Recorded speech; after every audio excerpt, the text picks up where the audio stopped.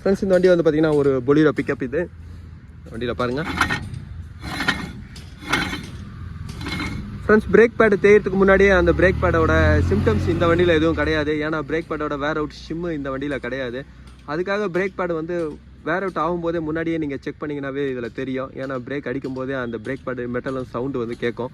அப்போவே வண்டி நிறுத்தும் போது வெறும் பேடு மட்டும் நம்ம சேஞ்ச் பண்ணலாம். பிரேக் பேடு ஃபுல்லாக தேஞ்சு போய் டிஸ்கும் தேஞ்சு போய் உள்ளே இருக்கிற ரோட்டரும் வந்து பார்த்திங்கன்னா அந்த இம்ப்ளர் எல்லாமே தேஞ்சு போயிட்டுருக்கு பாருங்கள். உள்ளே இருக்கிற இன்னர் டிஸ்கும் அதோட சைஸ் பாருங்கள்.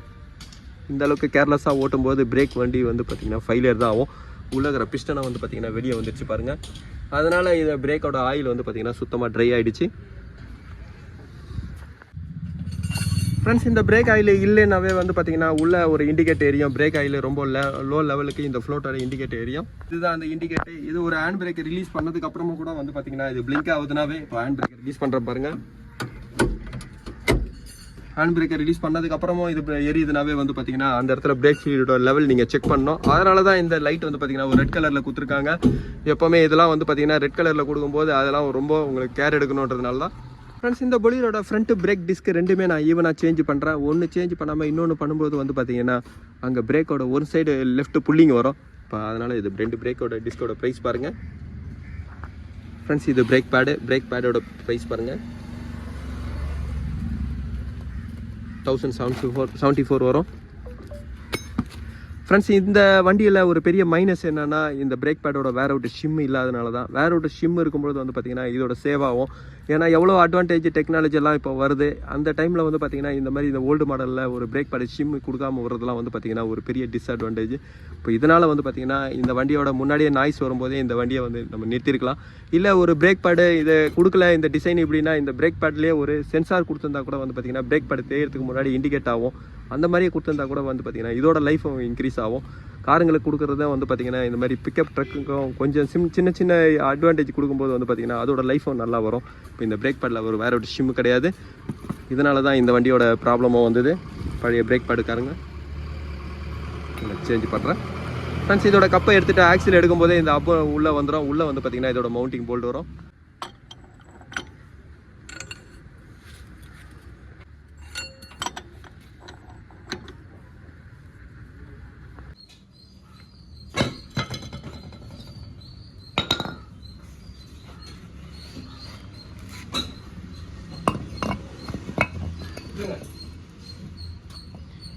ஃப்ரெண்ட்ஸ் இதுலேயே வந்து பார்த்தீங்கன்னா ஒரு மேக்ஸிமம் மினிமோட சைஸும் போட்டிருக்கோம். மேக்ஸிமம் இந்த அளவுக்கு திக்னஸ் வரைக்கும் தான் இந்த பிரேக்கோட டிஸ்கை யூஸ் பண்ணணுன்றது.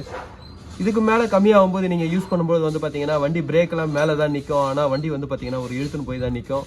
கரெக்டான அந்த இடத்துல வந்து பார்த்தீங்கன்னா வண்டி ஸ்டாப் ஆகாது. பிரேக்கோட எஃபிஷியன்சி வந்து பார்த்தீங்கன்னா கம்மியாக இருக்கும். டிஸ்க்கு மைனஸ் ஆகும்போது வந்து பார்த்தீங்கன்னா பிரேக்கோட பவரும் கம்மியாக இருக்கும். ஆனால் பிரேக் படலில் எந்த ஒரு சேஞ்சஸும் இருக்காது. பிரேக் படல்லாம் நல்லா கரெக்டாக தான் இருக்கும். இப்போ இந்த டிஸ்கோட மேக்ஸிமம் மினிமம் லெவல் ஹைட் வந்து பார்த்தீங்கன்னா இதுலேயே உங்களுக்கு மென்ஷன் பண்ணியிருக்காங்க பாருங்கள். இந்த டிஸ்கை நான் ஃபிட் பண்ணுறேன்.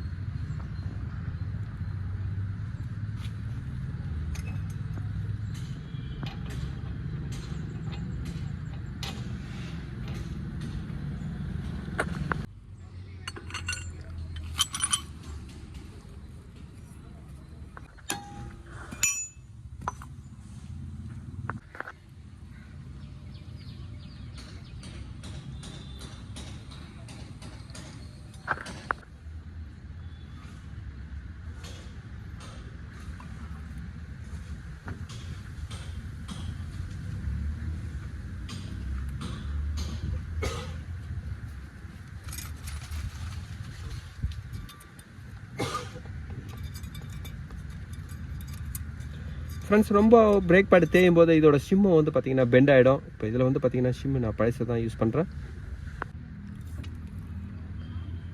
ஃப்ரெண்ட்ஸ் இப்போ நீங்கள் எல்லாமே ஃபிட் பண்ணதுக்கப்புறம் இந்த கேலிப்பரோட பெண்டு செக் பண்ணுங்கள். ஏன்னா ஒரு சைடு டிஸ்க்கு தேயும் போது வந்து பார்த்தீங்கன்னா கேலிப்பர் அசம்பிளாக இந்த பின்னுக்கிட்ட பெண்ட் ஆகிடும். பின்ன நீங்கள் சேஞ்ச் பண்ணிங்கன்னா பிரச்சனை இருக்காது. இல்லைன்னா இந்த கேலிப்பரை வந்து பார்த்தீங்கன்னா நீங்கள் பெண்டு ஸ்டடி பண்ணி தான் போடணும். இப்போ இந்த கேலிப்பரை வந்து பார்த்தீங்கன்னா இப்போ கரெக்டாக இருக்குது. இப்போ இதுக்கப்புறம் அந்த சைடில் டிஸ்க்கு நான் சேஞ்ச் பண்ணுறேன். ஃப்ரெண்ட்ஸ் இந்த பொலிரோ பிக்கப்போட பிரேக் ஒர்க்கு நான் முடிச்சுட்டேன்.